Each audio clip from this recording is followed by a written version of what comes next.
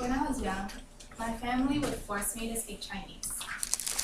And so even if I was born and raised in Hong Kong, speaking Chinese was never really my favorite thing to do. So for them, they would tell me that it is important for me to be bilingual because if I'm not, my future will be very limited. Living in the 21st century, we must realize that language is an extremely important element in our lives, as it is as important as the business or economic world because it has a direct connection with that sector. And so today I will look into the effects language has on the United States and how it is actually causing the country to decline. And so more specifically, how being multilingual can help us in our lives in the future. So the United States has always been known to have the largest market in the world. However, they are slowly realizing that they are falling behind compared to other countries. Why, you may ask? Because first we need to understand that to supply and trade with other countries, communication is key. So a majority of the country only speaks one language, it makes it harder for them to communicate with other countries. And according to The Economist, in the last 20 years, the growth of emerging markets, so markets ranging from small or less developed non-English speaking countries, are actually surpassing the size of the United States market. These countries can now provide services and products to the English world without even having to leave their own countries, therefore putting them in an advantage to easily surpass the American workforce. Global business leaders also understand that in order for their business to grow globally, they must provide sales and service in other native languages other than their own, which would be English. So according to Cal State University, in 2007, 65% of multinational enterprises believe that localization is extremely important in order for companies to achieve a higher revenue. And therefore, developing a workforce that can speak their native language, English, and language outside of America would allow them to increase the nation's GDP.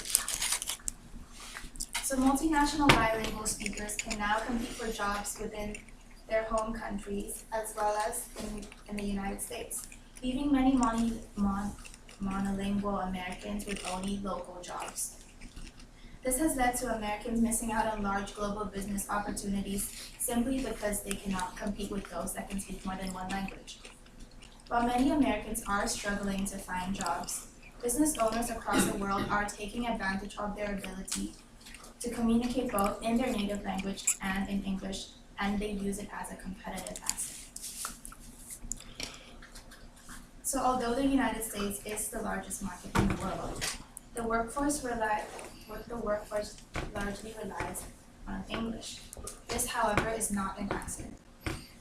Schools in America have been turning away from educating their students with more than one language other than English. And so, therefore, as a result, immigrant languages become lost in a much more rapid rate than it does in the past. And even while some schools do provide second language programs, many students see the language as a bridge to the English language instead of a subject of its own.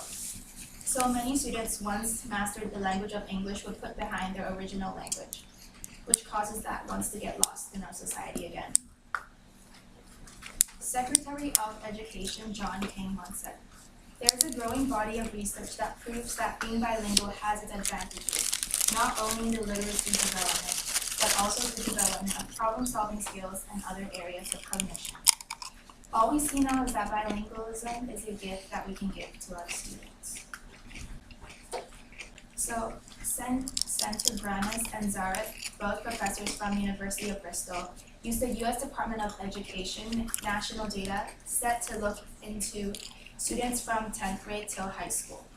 They compared 3 types of families.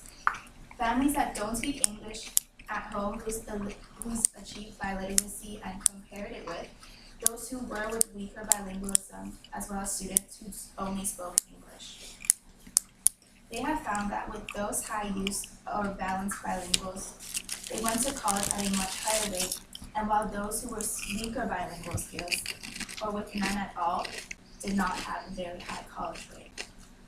And as these strong bilinguals graduate from high school and enter college in such high numbers, they will therefore earn a lot more in their subsequent jobs as a result, reducing the dependency on social services and increase the amount of revenue they contribute to the local tax base. So looking at this data I collected from the World Bank, over 60 million people in the US speaks a language other than English at home.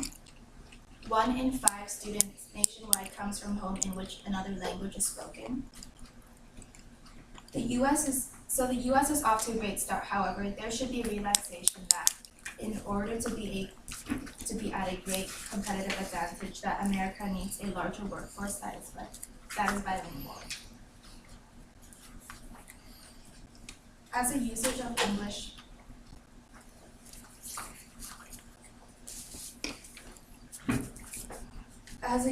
English proliferates worldwide, the idea of bilingual has become a new prerequisite. Imagine us in 3 years graduated with a business degree. However, even given the equal technical qualifications, you have to prepare yourself to compete with other business graduates who are fluent in at least 2 languages. And so if the US is willing to implement the importance of speaking another language, they are actually in a really good position. As well, globalization and immigration has brought a lot of monumental changes to the communities in America. The nation ranked 12th in the world for percentage of immigrants, have a huge reservoir of linguistic indigenous that can help with the growth of different languages within the United States. Also, these workers will now be able to expand their boundaries from local to global. There are tremendous opportunities for those who are capable of analyzing, collaborating, and communicating with people across the world, while working in their own markets and also markets their language fluency put them in. So it is crucial for our generation to see the monumental changes that are happening to our world, more specifically to the United States. Language has played a huge role for longer than anyone can remember. But as the time has passed by, speaking only one language will not be enough to bring you to where you would want to be. Countries with a larger multilingual workforce are taking advantage of their situations, and they are now allowing people to compete with the Americans for jobs. And this is a strong enough wake-up call for everyone here, because I know for sure that I would want to be at an advantage as I graduate from Pepperdine. And I will not want to worry about having to compete for a job with others. And I am sure every one of us here today would want that for themselves too. So after hearing this speech, you might be motivated to pick up on a new language, or not. However, given the information and data, it is more than enough proof to push everyone in this room to pick up on a new language.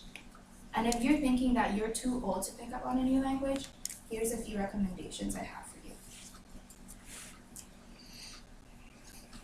According to an article from Business Insider, the top 3 easiest foreign language for English speakers are Spanish, French, and Italian. Choose from one of these options, enroll to a college language class, immerse yourself into their culture by visiting the country, or as simple as downloading a language app on your phone that you will always have access to. So if you already do speak a second language, preserve it well and pass it on to the next generation. And if you don't, again, it is never too late to pick up on a new language. As C.S. Lewis has once said, you are never too old to set another goal or to dream a new dream. So you're never too late to pick up